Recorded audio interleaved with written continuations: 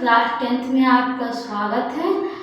और अगर आपको क्लास 10th के मैथ में कभी कुछ भी डिफ़िकल्ट लग रहा है तो प्लीज़ मेरे चैनल को फॉलो कीजिए और मेरे वीडियो को एक भी स्किप मत करिएगा।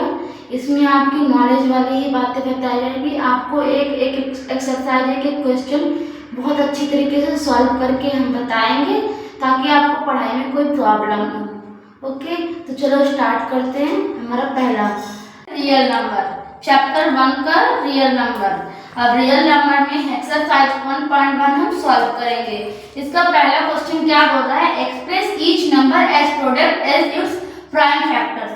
हमें इन नंबर्स के प्राइम फैक्टर्स निकालने हैं।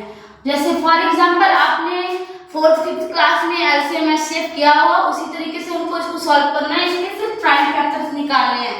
फॉर एग्जांपल मैं आपको बताती हूँ, जैसे कि ये हमारा 140 हो गया। अब 140 को सबसे पहले हम सबसे स्मॉल डिजिट से करेंगे। किससे हमारा 140 का एलसीएम निकलेगा, ठीक है। तो पहले हम 2 से देखते हैं। तो 2 के टेबल में 14 आता है। कितने बार में आता है 2 के टेबल में? 7 बार में। 2 7 जा 14 और 0 हम नीचे लिख देंगे।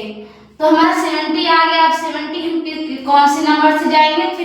फिर से 2 नंबर से ही करेंगे। कैसे? 2 3 जा 6 और 1 इधर चला जाएगा तो 0 हमारा 10 हो जाएगा। तो 2 5 जा 10, हमारा 35 आ गया। अब इसी तरीके से आप किसके टेबल में हमारा 35 आता है, तो हमारे 5 के टेबल में 35 आता है। तो 5 के टेबल में कितने बार में आता है? 5 7 जा 35। तो 5 7 जा 35 और हमारा 7 की टेबल से जाएगा। तो ये हमारा हो गया, ये हमारा दोस्तों ये हो गया हमारा प्राइम फैक्टर्स। यही ये बोला गया है इसमें कि हमारा प्राइम फैक्टर्स निकालना है। तो इसका आंसर होगा 140 = 2। तो 2 हमारा 2 बार है तो हम 2 को स्क्वायर भी कर सकते हैं या फिर आप 2 बार भी लिख सकते हैं। मल्टीप्लाई 5 मल्टीप्लाई 7, ये है हमारा आंसर। क्लियर? आपको ये समझ में आ गया। उसी तरीके से हम दूसरा भी करेंगे।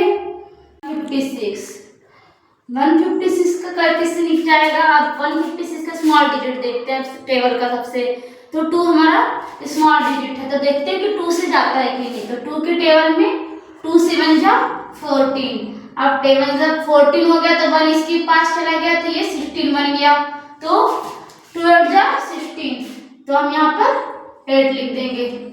अब फिर से देखते हैं कि 2 के टेबल में ये जाता है कि नहीं, ठीक है। तो 2 3 जा 6, तो 2 3 जा 6। अब ये 18 बन गया। तो 2 9 जा 18।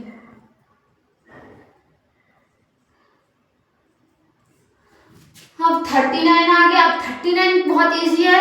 ये 3 के टेबल से 3 भी चला जाएगा और 9 भी चला जाएगा। तो हम 3 का टेबल यूज करेंगे। 3 1 जा 3 और 3 3 जा 9। अब 13 क्या है? 13 से ही जाएगा। तो 13 हमारा 13 लिख देते। 13 1 जा 13।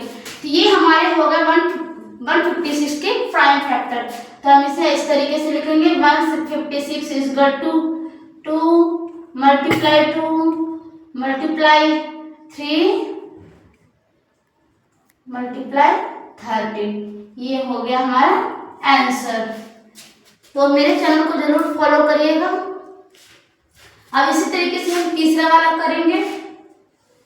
तो लिखा है यहाँ पे 3 1 जा 3 3 2 जा 6 3 7 जा 21 और 3 5 जा 15। इसी तरीके से 3 4 जा 12 3 2 जा 6 और 3 5 जा 15।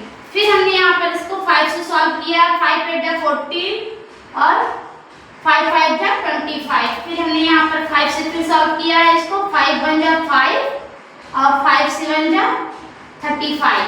अब हमने इसको यहाँ पर 70 से 70 कर दिया है, ठीक ना। ये हमारा हो गया 3 8 2 5 का प्राइम फैक्टर हमारा कौन सा बन गया? 3 मल्टीप्लाई 3 मल्टीप्लाई 5 मल्टीप्लाई 5 और 17। ये हमारा हो गया 3rd का आंसर। अब हम 4th का सॉल्व करें।